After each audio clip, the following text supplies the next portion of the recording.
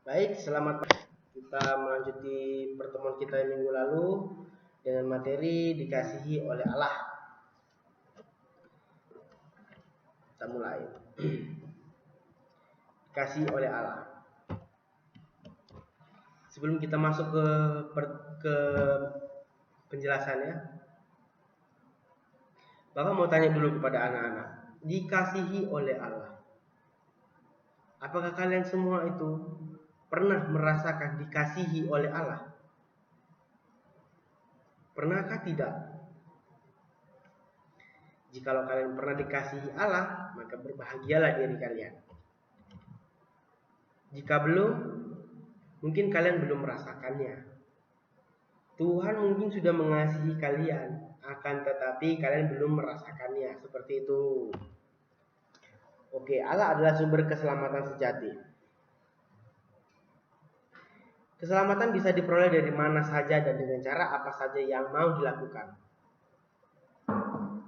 Tetapi keselamatan yang paling sempurna itu hanyalah keselamatan dari Allah. Keselamatan bisa diperoleh dari mana saja dan dengan cara apa saja yang mau dilakukan. Apa sih maksudnya itu? Ya, orang beriman percaya bahwa keselamatan yang didasarkan dari kekuatan lain bersifat semu atau bersifat tidak paten, atau semu itu sementara dan tidak sempurna. Begitu. Slide sebelumnya tadi menjelaskan bahwa keselamatan itu bisa diambil dari mana saja. Contoh, saya berguru kepada seorang dukun. Saya memperoleh keselamatan dari dia. Keselamatan apa yang saya peroleh?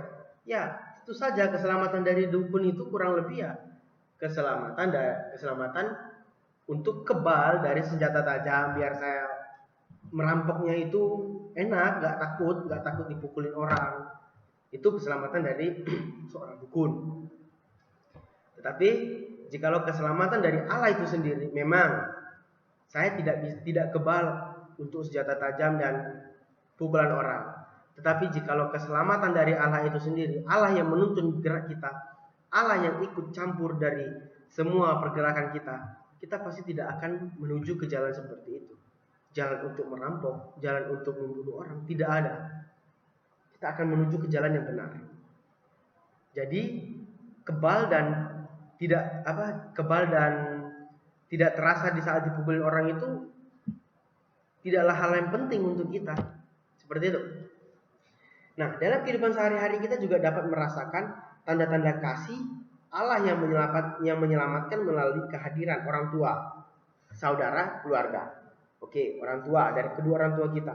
Bagaimana sih kasih yang diberikan orang tua kita itu? Lihat dirimu sekarang. Berkacalah ke cermin. Apa yang sudah diberikan oleh kedua orang tuamu?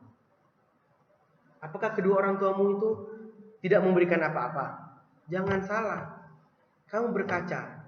Kamu lihat dirimu yang sekarang. Itu adalah kasih yang diberikan oleh Allah kepadamu. Mengapa saya bilang kasih? Ya, orang tua kita merawat kita dari kalian di kandungan hingga kalian dilahirkan dan kalian besar seperti sekarang ini, itu adalah tanda-tanda kasih dari kedua orang tua kalian. Begitu. Jadi kalian jangan pernah bilang saya itu tidak dikasih oleh orang tua kita, oleh orang tua saya. Jangan. Itu adalah pandangan yang salah, sangat salah. Kemudian dikasih oleh saudara. Mungkin teman-teman di sini yang mempunyai saudara, maupun itu kakak ataupun adik, bisa merasakannya. Tetapi jikalau kalian yang di sini tidak mempunyai saudara atau anak tunggal, mungkin kalian belum bisa merasakannya. Jadi saya akan menjelaskan. Tentu kakak saya dan kakak kalian atau adik kalian itu berbeda. Saya anak kedua dari 2 bersaudara. Jadi anak terakhir. Saya mempunyai seorang saudari, dan itu kakak saya. Memang kalau di rumah kami itu sering bertengkar, sering cekcok mulut. Tetapi di saat kalian mempunyai saudara yang begitu dekat dengan kalian akan dikasihi oleh dia. Dikasihi dalam bentuk apa? Kalian akan terus dibimbing oleh dia. Kalian dimarahi oleh kakak karena kalian mungkin tidak masuk sekolah atau tidurnya kelamaan di main game. Terus kakak kalian marah. Kamu itu main game saya malam. Itu bukan tanda kalau kakak kalian jengkel sama kalian. Enggak. itu adalah tanda kakak kalian sayang sama kalian. Kenapa? Karena kakak kalian tidak ingin kalian itu terjerumus ke dalam hal-hal yang tidak baik. Kemudian keluarga. Dikasihi oleh keluarga, oke. Dikasihi oleh keluarga besar. Dari misalnya, ayah saya mempunyai seorang adik. Gitu. Terus ada yang ngomong, tapi Pak, saya itu kalau di rumahnya adik bapak saya itu saya dikasihi sekali. Saya diberikan makan, dibelikan baju, dibelikan ini, mau apa aja diturutin. Oke, sampai di situ. Itu betul adalah kasih dari seorang keluarga. Memang keluarga kalian kok. Ada darah juga, sama-sama darah. Tetapi kasih dari keluarga itu tidak selamanya. Begini. Kasih orang tua kandung dengan keluarga itu sangat berbeda. Kasih dari keluarga kandung itu, ayah dan ibu kita, adalah kasih untuk seumur hidup kita. Sedangkan keluarga, kalian tinggal di rumah keluarga itu kan cuma 2 minggu. Paling lama oke lah 3 bulan. 3 bulan karena liburan weekend atau semesteran, atau karena corona ini, kalian terjebak di rumah keluarga kalian. Dan keluarga kalian itu memberikan kalian makanan, memberikan kalian ini, itu. Memang betul, itu adalah tanda kasih dari keluarga kalian kepada kalian.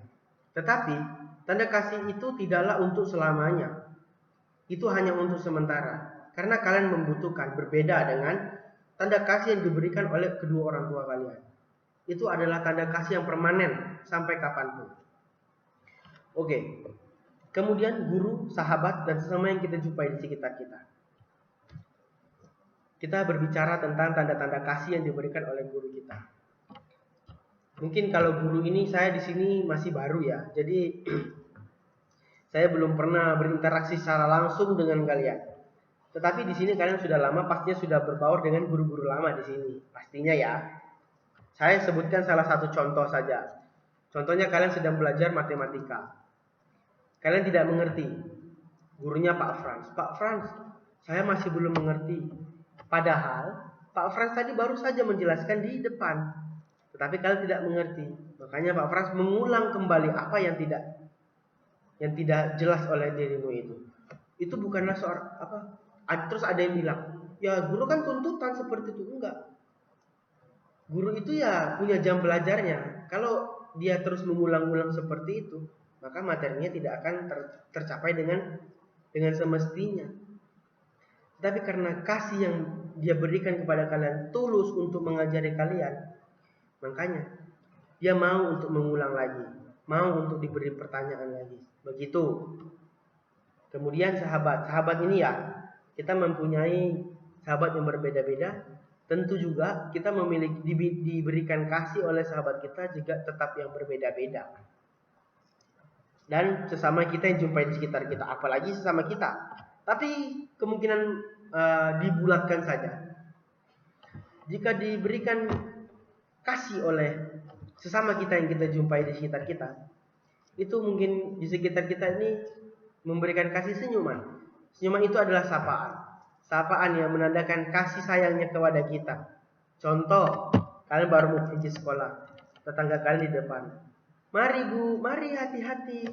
Itu adalah tanda kasih yang diberikan kepada kalian. Walaupun tidak besar, itu adalah hal-hal kecil, tetapi yang tidak pernah kita rasakan atau jarang kita rasakan. Oke, masuk ke dalam sesi sharing pengalaman dikasihi Allah. Di sini saya akan bercerita sedikit pengalaman saya dikasihi oleh Allah. Mengapa saya bilang dikasihi oleh Allah? Dulu di saat saya masih SMA, cita-cita saya itu setelah lulus SMA adalah menjadi seorang polisi. Tetapi hal itu semua berbeda dengan kenyataan yang ingin saya capai. Dulu di zaman sekolah itu waktu kelas 3 habis UN itu adalah susun raport namanya di tempat saya. Menyusun raport dengan wali kelas, habis itu dengan guru TU di sekolah untuk input nilai-nilai kita. Untuk USBN sih. Kemudian kami menyelesaikan nilai-nilai raport itu sampai dengan maghrib. Di Sumatera maghrib itu jam 6 ke atas, jam 6 lewat gitu. Tapi kalau di sini mungkin saya pernah sering mendengar jam setengah 6 itu masjid sudah berbunyi. Nah, maghrib di sana, saya dan teman saya, inilah sahabat saya, namanya Rizandre. Di tengah jalan tiba-tiba hujan. Oke, yang ini nggak perlu dicontoh. Saya di jalan itu ya namanya di desa, walaupun di desa ya, tetapi ini adalah hal yang salah yang saya lakukan. Saya dan teman saya tidak menggunakan helm. Untuk keselamatan kami sendiri maka kami tidak memakai itu. Kemudian karena hujan, saya hanya membawa mantel egois. Yang dimana hanya baju dan celana. Terus teman saya bilang, kamu yang bawa, kamu pakai baju, saya berlindung di belakangmu. Saya pakai celana. Oke? Karena kan kalau saya yang bawa, celana saya otomatis tidak begitu basah karena masih tertutup oleh kap depan sepeda motor. Saya bawa lari-lari 60 gitu, kecepatan 60 km per jam. Kemudian di gang sebelum masuk setelah masuk ke perumahan saya itu, mantel itu ada penutup kepalanya. Dipegangin sama Andre penutup kepalanya seperti ini. Dan tiba-tiba angin kencang, tertutuplah mata saya. Di saat saya membuka penutup kepala itu, betul-betul 5 langkah lagi di depan saya itu ada 2 orang yang jalan kaki. Dan saya berpikir, kalau saya rem, saya jatuh, dua-duanya ketabrak. Oke, saya rem sedikit saja, akhirnya 1 orang yang ketabrak. Duar ketabrak, terpelantinglah dia. Saya bangun, saya lihat badan saya, nggak ada luka. Tidak ada luka, ya mungkin lecet, tapi karena hujan juga kan jadi nggak terlalu kelihatan. Terus saya lihat Andre, nggak apa-apa Andre. Andre bilang nggak apa-apa. Terus saya langsung lari ke tempat orang yang saya tabrak. Mas nggak apa-apa, saya bilang. Dia cuma bisa bilang gitu, hanya bersenandung seperti itu. Oke, saya panggil mobil, langsung diantar ke rumah sakit. Ternyata orang yang saya tabrak itu geger otak ringan. Geger otak ringan ya, kupingnya itu berdarah. Dirujuk ke rumah sakit provinsi, dan saya setelah saya ke rumah sakit juga, saya diobatin. Di situ kata dokter saya nggak kenapa-kenapa. Jadi setelah beberapa hari saya ke sekolah, tetapi yang orang yang saya tabrak itu tetap diurus ya. Orang tua saya mengurusnya di provinsi, sedangkan rumah saya di kabupaten. Saya di sekolah olahraga, saya merasakan rusuk kanan saya ini sakit, nyeri. Oke, bawa ke tukang urut, ronsen segala macam, ternyata tulang rusuk saya yang awalnya seperti ini menjadi seperti ini. Karena tulang rusuk saya patah. Mulai dari situ sudahlah, hilanglah semua yang saya harapkan ingin menjadi seorang polisi, karena tulang rusuk saya sudah patah. Oleh sebab itu, mengapa saya bilang saya dikasihi oleh Allah? Nah, jikalau saya tidak kecelakaan, jikalau semua ini tidak berproses seperti itu, mungkin saya tidak ada di sini. Mungkin saya tidak akan menceritakan pengalaman saya ini kepada kalian semua. Itu adalah bentuk kasih yang diberikan oleh Allah. Dan akhirnya saya juga mendapatkan keluarga baru. Orang yang saya tabrak tadi akhirnya menjadi keluarga baru saya. Orang tuanya juga baik kepada saya. Sahabat saya tadi yang kakinya sebenarnya masuk ke dalam rantai motor itu, kakinya masuk ke dalam situ, akhirnya luka parah. Tetapi orang tua dari sahabat saya itu datang ke rumah untuk memberikan saya bantuan. Karena ya kurang lebih keluarga saya harus membiayai rumah sakit orang yang saya tabrak sebagai bukti tanggung jawabnya saya. Seperti itu. Itulah pengalaman saya dikasihi oleh Allah. Karena kasih Allah yang begitu besar kepada diri saya masih bisa berada di sini, saya masih bisa bercerita kepada kalian semua. Terus juga saya masih bisa mendapatkan keluarga yang baru, mendapatkan cerita yang panjang. Mungkin kalau saya jadi polisi atau saya bersikeras menjadi polisi, mungkin bukan seperti ini ceritanya, akan berbeda lagi. Tetapi karena ini bentuk kasih yang diberikan oleh Allah, makanya saya hadir di sini. Begitu. Nah, dalam kehidupan sehari-hari kita dapat menanggapi kasih Allah yang menyelamatkan dengan berdoa. Dengan penuh iman mengikuti perayaan Ekaristi dan berbagi kasih kepada sesama yang kita jumpai, siapapun mereka, tanpa memandang perbedaan. Jadi kita sebagai manusia kita itu harus memberikan kasih kita kepada seluruh orang tanpa memandang bulu, mau dia orang Batak, mau dia orang Jawa, mau dia orang Chinese, mau dia orang Madura, mau dia orang Papua. Kita semua adalah sama-sama manusia. Kita harus memberikan semua kasih yang bisa kita berikan kepada mereka. Seperti itu. Jadi setelah kita mendengar kasih yang diberikan oleh Allah kepada kita itu di masa hidup kita sekarang ini, kita harus bisa lebih bersyukur lagi. Kita harus lebih bisa melihat lagi. Sebenarnya tujuan kita seperti ini itu adalah tujuan yang diberikan oleh Tuhan. Tuhan ingin kita menjadi seperti ini. Tuhan ingin mengarahkan kita untuk menjadi seperti begitu. Tuhan tidak lepas tangan. Tuhan ikut ambil campur tangannya di situ. Tuhan ikut ambil bagian untuk mengatur kehidupan kita masing-masing. Tetapi itu semua kembali lagi kepada diri kita masing-masing. Apakah kita mau terbuka untuk Yesus?